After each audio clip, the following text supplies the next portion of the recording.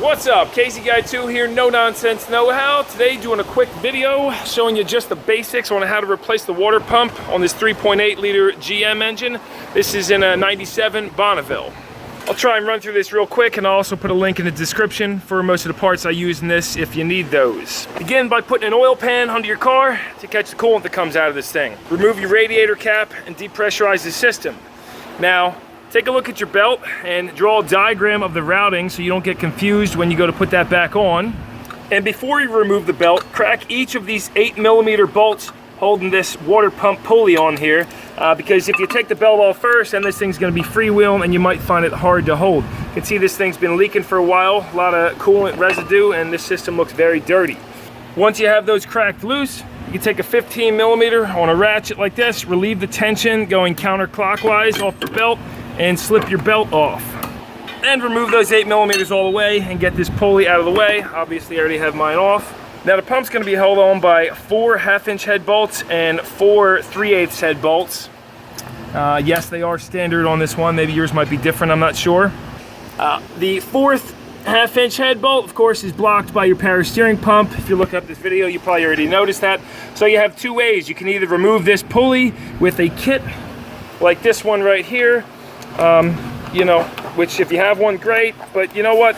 It's even easier to do, and you know, then you'll have to use an installer like these.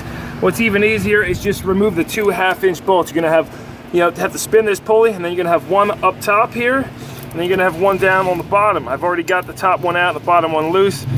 So again, 1/2-inch head on those, and then that just slides right out of your way. Now that is gonna be a bear to lift up and line back up with the holes. You see this is your top hole up here. To line back up in the block, a little tricky, but you can get that back in there. Now we can go ahead and remove this 1/2-inch back here. When you take the larger bolts out, you're gonna notice coolant's coming out of those holes.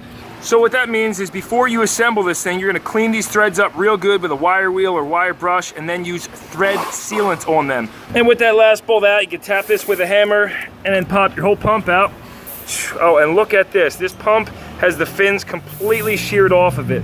So it's no wonder this thing was overheating. It was leaking as well, but check that out side by side. These things are razor sharp, has no fins. They should be looking like that. If your pump fins look like this, you have to flush out the system and neutralize the acid in it. Otherwise, it's gonna do that same thing to your new pump.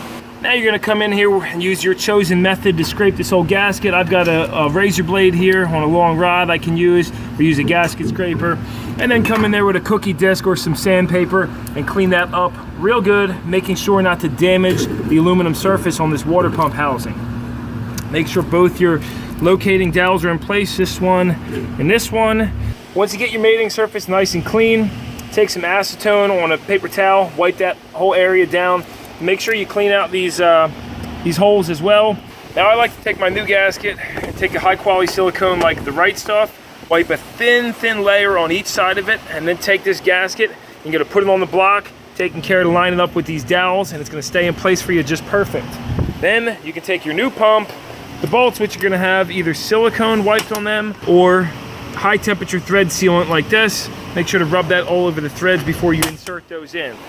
Make sure to tighten these down all evenly and to the proper torque spec. I don't have that handy for you right now, unfortunately. You don't have to use silicone like I did on the gasket, but you know what? I've been doing it for years and I've never had one leak. It's a great idea to avoid future problems. Once you do tighten it down, make sure your pump spins freely without binding or hitting the casing in there or anything.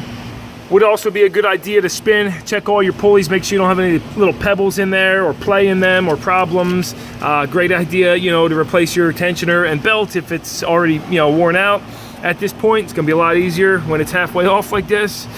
And yeah, so line your pulley back up here with those 2 bolts, get those in. That's probably gonna be a little annoying doing that, you know, holding that up. And put everything back down, tighten it down, just like you took it off. Come on, that's pretty easy. That's an easy water pump right there. When you get it all back together, make sure you fill it up with coolant and properly burp out all the air. Don't start it up until you fill it with coolant. You don't want to run that pump dry. And then using one of these funnel buddies to burp out the air, you know, I'm not going to show you how it works. Just check out a video on the funnel buddy made by Lyle if you want to see how these things work. I've been using it for years and it really helps out if you're in the automotive field. Really saves you a lot of time when you're burping the air out. So check out a link down below if you want to buy one of those. Now while I'm going to leave you hanging here, I hope you still found this video helpful and informative. Give Give it a thumbs up if you did. Definitely appreciate that. Again, I just wanted to go over the basics and show you what you really need to know on this job. KZ Guy 2, No Nonsense Know How. Check out the channel. I'll see you next time. Thanks a lot for watching if you did watch this far. I'll see you.